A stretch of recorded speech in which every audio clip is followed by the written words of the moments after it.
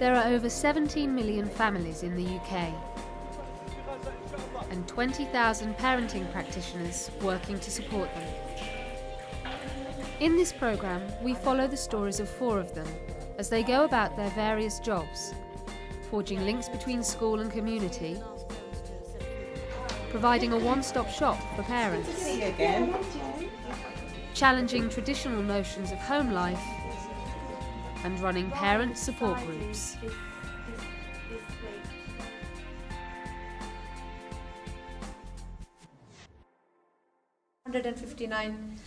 तो उनको माफ़ करो, दरगुजर करो और उनके लिए अल्लाह से माफ़ी तलब करो और उनसे मशवरा करो जो तुम्हारे मामलात हैं उनके बारे में। और जब तुम कोई राय पे, कोई जगह पे पहुंच जाओ, कोई समझ पे पहुंच जाओ, फिर तुम अल्लाह पे अपना यकीन डाल दो और अल्लाह पे तवक्कल करो, क्योंकि अल्लाह तवक्कल करने वालों को बहुत पसंद करता है। ठीक है, मतलब मेनली वही है कि आपने नेगोशिएट करना है और मसलहत से काम लेना है। ठीक है। To illustrate how to avoid family arguments through negotiation, Arafa uses everyday examples from the women's lives. I mean, all of them are from Pakistan. I'm from Pakistan, so we know that in negotiating, going to the markets, we have to use this skill all the time. And when we give this example in the group, they quickly understand what the negotiating means. Otherwise, they were struggling to understand how we can do that. It's not like the father, he just gives the orders and that's it. So father has to negotiate with the children, understand their views, compromise. So you have a relationship, you know, love and companionship, affection. तो अपना person जो आपके right hand पे है, उसको आप हग करें, ठीक है?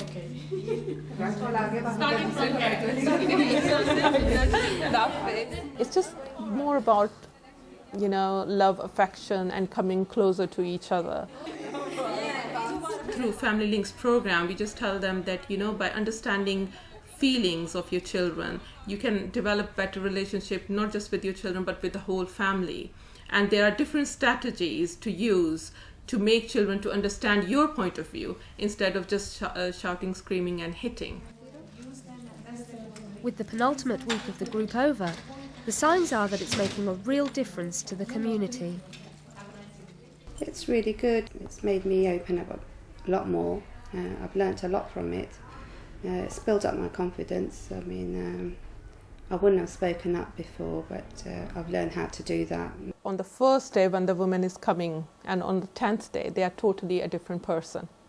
They are more confident, their life is changing, they start looking after themselves, and they start applying the strategies and tools of nurturing program. There's lots of things I've learnt. Now I'm looking at the child's point of view, thinking before I say anything what the child will feel, using the correct words, giving them more time, obviously. In Islam, it's all talk about to be kind, to look after each other, and to be responsible, to behave like a responsible parent. And basically sometimes it's some of the families I worked with previously, they were quite confused between culture and religion. And this is just to clear that confusion, that most of the things that we do is culture, it's not religious. Because religion is telling you to be kind with your children.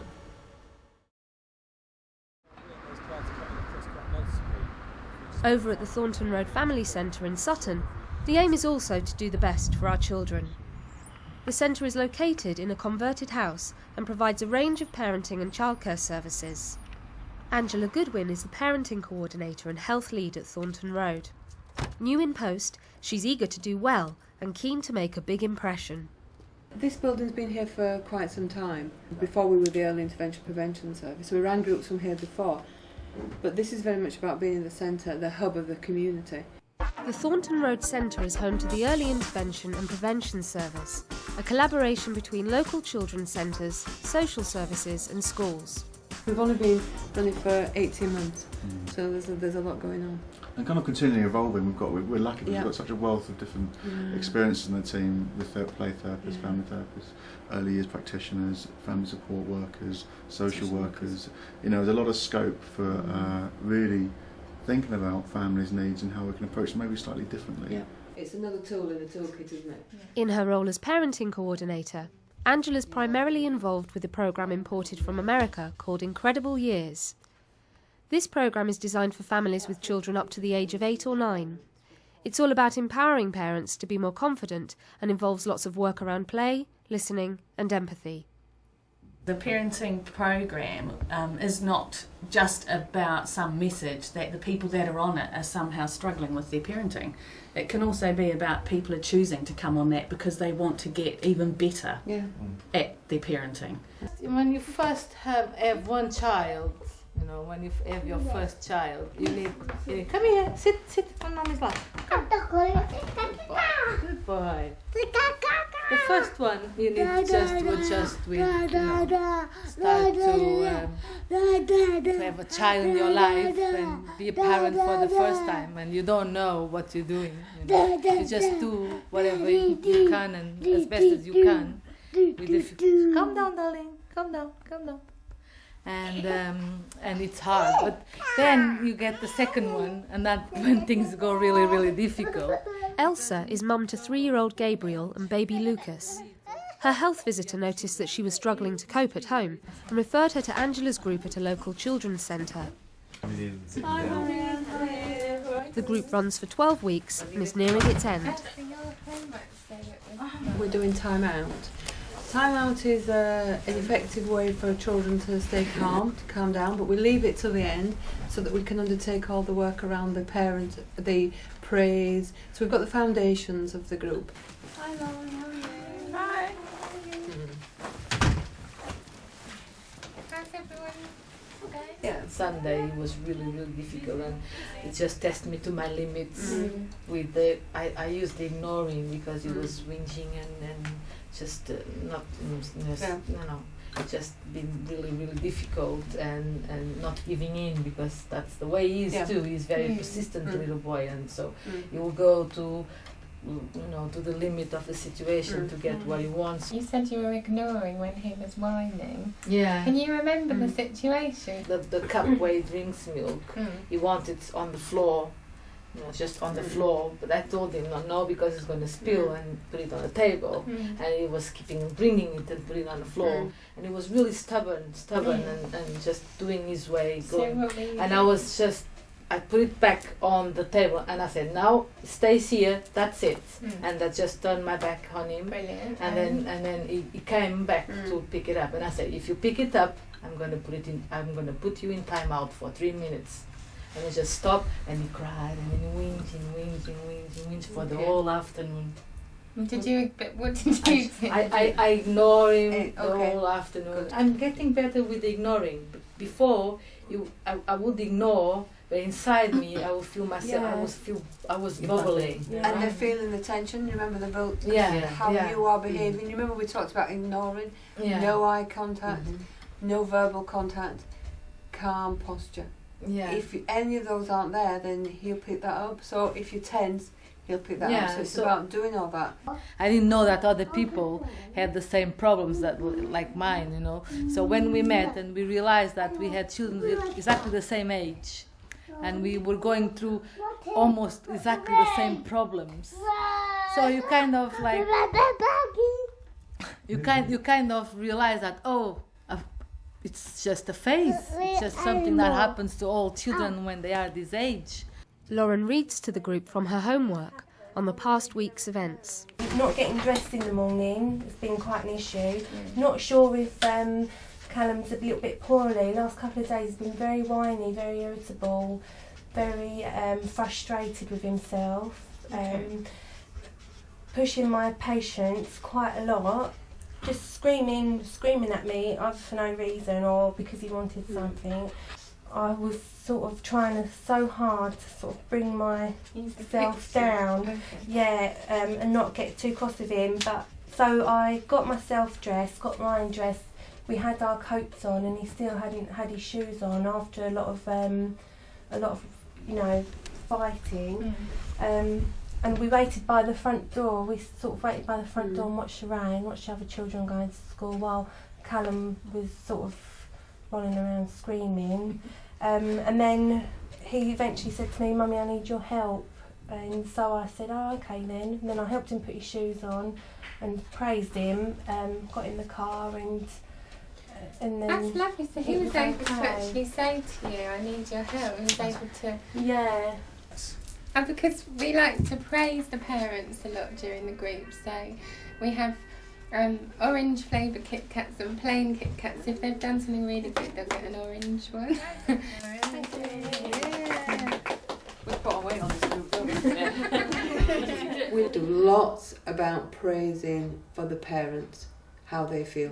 Some parents have never been praised. I used to sort of get a tight chest, I used to panic, I used to shake. Going outside, it would be a nightmare. I'd think, oh, I just don't want to go, I just don't want to go anywhere. It was just like shopping or getting in and out of the car, getting dressed, just everyday things that it was like deja vu every day. And 9 times out of 10, it was always me that got hurt through sort of waving arms and legs flying about. It's about giving them tools to be able to parent confidently. That's the important thing. That's really, really important.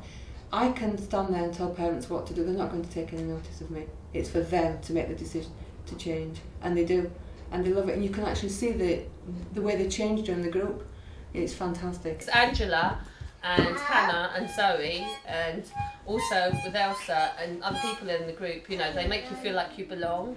And also what it is it's like very informal, so you don't feel like you're put on the spot or anything. Like if you don't want to say anything, you don't have to say anything.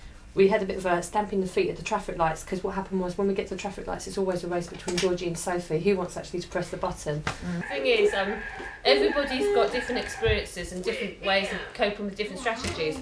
And what I like about the group is that we all share, and we all take it in turns to say anything. And you know, if for one person, it might well for another person, isn't it? So I never felt it wasn't for me. It's very, very important to start the parenting groups as soon as possible, and to get confidence and to normalise parenting. It's learning how limits set in and time barriers, and you know how important different situations are, like with behaviour, and how to sort of focus on the positive and not always on the negative, because you can, you know, when you're having a bad day, have lots of negative issues, but then you have to see things outside the box basically. Yeah, and there's no tears, it's all fake tears. Don't forget, it will get worse before it gets better. Yeah. We said that, didn't we? You know, it's a new thing that's happening. Why isn't Mummy listening to me? Why isn't she responding to me? And you're not doing that, because if you're turning away, you've got the ignoring, and that's something different. So it will. It's not about that he's in pain or he's in distress. He just wants your attention. Yeah. Well, I've learned a lot of techniques to manage my child behavior, and I have learned to control myself, because that's sometimes the problem too. The group's over, but Angela's day isn't. She pays a visit to Rushy Meadow Primary to see if she can persuade the Senko, Sue Hennessy, to start a parenting group at the school. Main things is to ensure that the venue's suitable. Beautiful kitchen as well, because we like to use the kitchen. To ensure that there's the time. This is a lovely venue. Excellent. To make sure it fits around the time that the building's open. Make sure it's comfortable for the parents and for the children. For example, the creche isn't too far away. So what we can do is we can separate it, and the children can be on one half and we can be on the other. We provide the creche. Right. So we'll provide the creche. We'll provide all the paperwork that's required, and the refreshments, and obviously the staff. Lots of parents, if they have to take children to outside agencies, we find they've been discharged because they've not attended, because it's difficult for them to get there. You know, if they've got buggies, they haven't got cars, and getting on buses and things like that. So we're hoping that because it's on site, we'll have a much better attendance. Being a parent is never easy. As much as you can say, it's never easy. Some kids are easier than the others, it's true. But there will always be a moment that you're going to have doubts and you're going to have worries, and you're going to maybe not to know what to do. So I think parenting courses are really, really useful. And I reckon that everybody should attend one.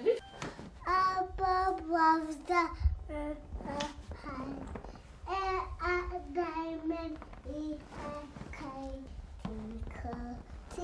Cool.